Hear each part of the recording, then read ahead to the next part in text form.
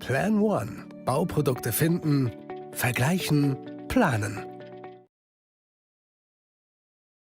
Um das Plan One Plugin für Ihr Zeichenprogramm herunterzuladen, müssen Sie auf den Reiter Support klicken und im Dropdown-Menü auf Plugin. Es ist aktuell für Revit und Archicad verfügbar. Wählen Sie die gewünschte Version aus und klicken auf den entsprechenden Button zum Download.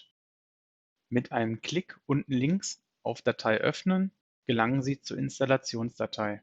Öffnen Sie den Ordner Plan One Plugin Beta und starten die Installation mit einem Doppelklick auf Plan One Installer. Klicken Sie hier auf Weitere Informationen und trotzdem installieren. Dies stellt kein Sicherheitsrisiko dar. Folgen Sie den Installationsanweisungen, um das Plugin erfolgreich zu installieren.